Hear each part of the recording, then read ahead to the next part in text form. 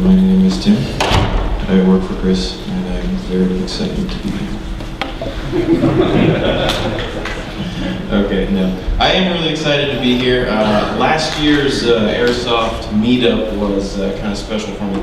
The first time that I did it, and the timing was interesting because we announced Krytac at SHOT Show in January, and then in February I got a call from Jean-Paul, my Swiss counterpart, saying that I'd be presenting in March, and so I had not a lot of time to get ready. And this year I was much more diligent and got ready very early, which for me meant that this got finished yesterday. So let's get started. I obviously announced that Krytac would be here last year. It's taken a little time to get to the market, but I am very pleased to tell you guys that we will be releasing product to the European continent starting as early as April. So all of the guns that I'm going to go through now will be released as early as April. The price range is going to range between 360 euros all the way up to about 440. I also, in preparation for this presentation, rewatched myself last year, which I never do because I'm terrible, and I don't really know how my fans do it, so thank you guys for that. And I really think I should cut to the chase this year. So I'm going to try to cover three things. What's coming out, I already told you the price, and when you're going to get it. So, all right, cool, I only got one thing to do. First up, we've got our black guns. These will be available. The PDW, the SDP, the DMR, the SPR, and the CRB. I've already covered them as of last year. So those should look familiar to you. These are the models that will be available in tan. Now I have to actually emphasize the DMR will not be available in March or as early as April. The other three will be readily available in the different colors such as tan and OD, but the DMR will be coming shortly thereafter. Now, one thing that I didn't really cover as much last year that I wanted to make sure I emphasized this time was the technical specifications, because like I said, the timing of the Airsoft Meetup last year was really early on, and some of this stuff hadn't been developed yet. So if you guys have been following Krytac in the US, then you might know some of this information already, but I'll just cover it very quickly for you, and these are some of the standard features that you're going to find in all of the models that I just previously showed you. So we have a very high torque neodymium magnet motor. There's been a little bit of chatter as to what type of magnets we use in our motor. A lot of people don't believe us because they're black and not nickel coated like some techs are used to seeing with other neodymium motors. That's because of a bonding process that our magnets go through before they're extruded and cut and put into the motor. And so because of that process, the anti-corrosive feature is already put into the metal, and you don't need that nickel coating. So that's not to say it's not neodymium just because it's not like you're used to seeing. Although that shouldn't really surprise a lot of people because these type of guns aren't what you're used to seeing anyway. And we have a rotary hop-up. Obviously we have these numbers that you can see very clearly. It makes it very simple to find your hop-up adjustment if you're using 3 OBBs at one field or 2 at a different field. Integrated into all of the Trident M4s is a 3034 MOSFET. It's a very basic MOSFET. It's not programmable, but it does protect the true contacts from arcing. Also inside the guns, well, I guess this is kind of outside the gun, inside the gun. This is a feature that's on the outside, the ambidextrous fire selector, and also I might as well throw in there the bolt release. The way that the entire Trident series was designed to be intuitive for your airsoft technicians. So the gears that you see here is the function of the ambidextrous fire selector, and also the function for the bolt release is built onto the gearbox shell. That makes it really easy to take the gearbox out. It's just like any other TM mech box. You don't have any other extra armatures going across from the left to right side of the body because it all goes through the mech box, and it all comes out with the mech box once you have everything undone. Also, once the gearbox is out, we have an easy change maintenance spring guide. It's not really a quick change spring guide. It's not like our friend showed us. You can take the spring guide out very quickly, but once the gearbox is out of the lower, you can relieve the gearbox tension by taking the spring out before you take apart the rest of the gearbox, and that'll prevent everything from exploding on you. That's happened to me once or twice. Another feature that's standard on all of the Krytac AEGs is a padded cylinder head. This will help impact or brace for the impact of the piston against the front of the gearbox, and it also helps to optimize the gear engagement with the piston.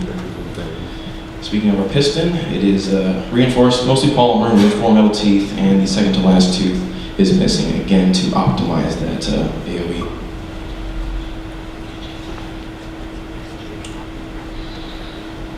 I don't really know what this slide is for.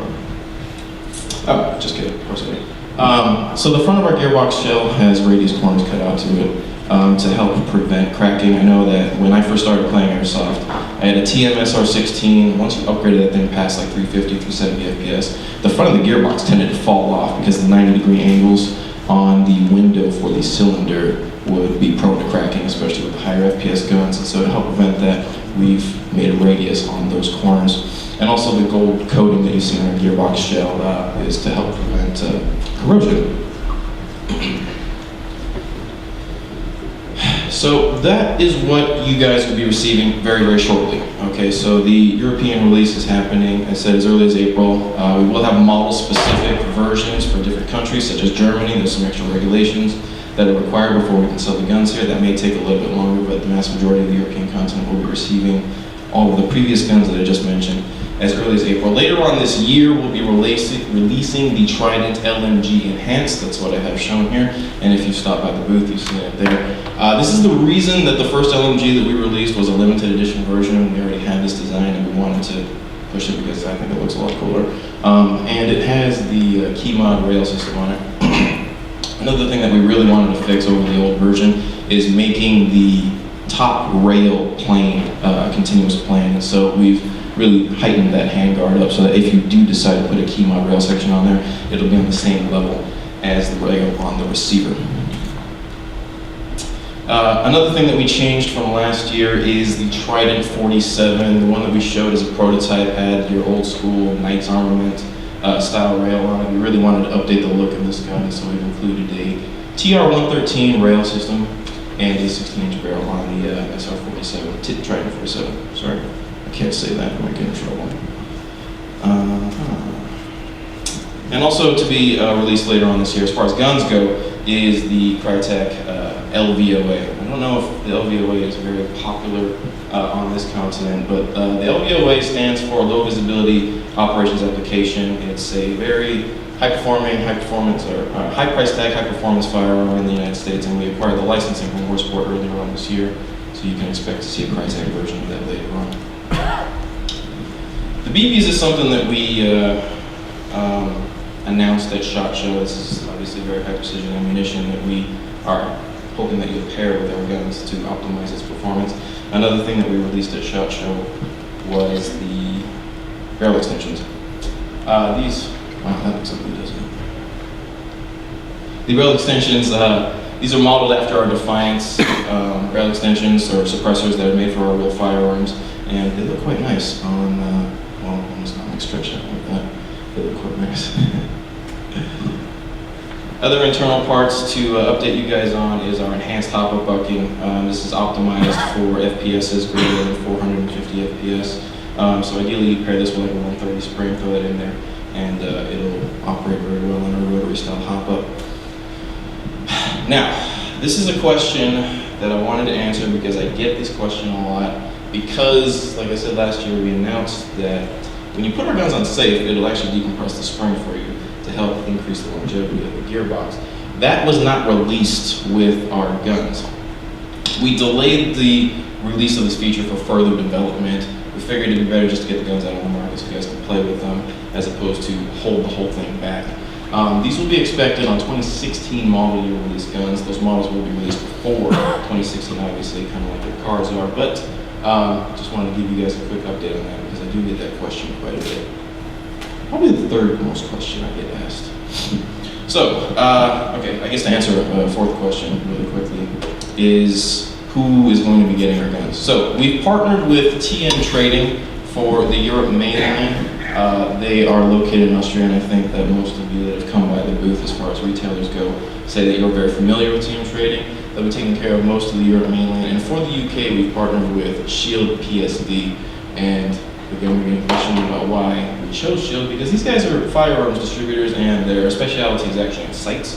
But one of the firearms that they are really specialized in is the .22 LR, because it's one of the few rounds that you can have in the UK. And as you guys should know, maybe I'm telling you right now, the Krytac brand is not limited just to airsoft. And so we will be developing 22 LR versions under the Krytac brand. It's a part of our strategy to really nurture and build up shooters to give them that foundation of safety and shooting skill. And I can show you the 122 in a minute. So this is an Airsoft meetup, but I figured since Airsoft is so closely related to firearms, I'd give you guys a quick update on what's happening at the group level at KRISS. The KRISS Vector Gen 2 is really developing into a more of a firearms platform with the release of the 9mm version of it. So the Vector's been available in .45 for many years. The 9mm is coming out. It's going to be a very modular system whereby you just remove the lower receiver if it happens to be in .45, throw on your 9mm, and you're ready to go right there. Our Sphinx pistols, kind of like the Great White Shark, have not needed to evolve for a very long time. Not a lot is changing with Sphinx. We are offering them different stereo color options, but if you haven't had a chance to shoot them yet, I highly recommend it. And of course, like I mentioned earlier, the 22 LR Krytac guns. We do have a prototype of our 22 Krytac SPR or CRB, I think it is, at our booth. So if you want to come by and check that out and see where the development of the Krytac brand is going, I highly recommend it. It's still very early in the development for that department of Krytac, but it is definitely something very exciting that I'm personally very excited about. And to sum everything up, I do have, more info on the Krytac 22. Price range is going to be between $400 and $600 USD, which is very affordable when you consider that the gun is going to be a full metal receiver, which sounds weird to say for a real gun because we used to say that a lot for airsoft.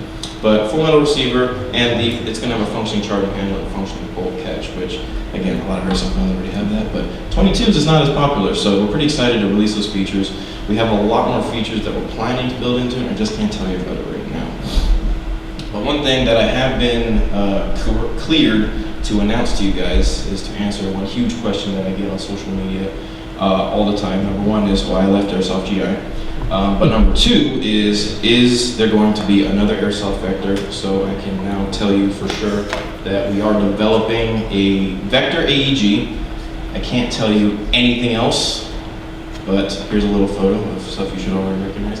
But yes, the Vector AEG is coming. I know that the Vector is a very iconic gun, but obviously we need to update the firearm, have the Gen 2 specs put into it, have the Gen 2 look put into it, and now we'll be doing the same thing for the Vector AEG, so you can expect that to come out from us in the future.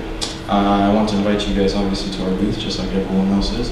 Difference is we have beer and chocolate and Swiss cheese. So please swing by Hall 9, booth 332. Feel free to grab a beer and cheese and as much chocolate as you want. Thank you.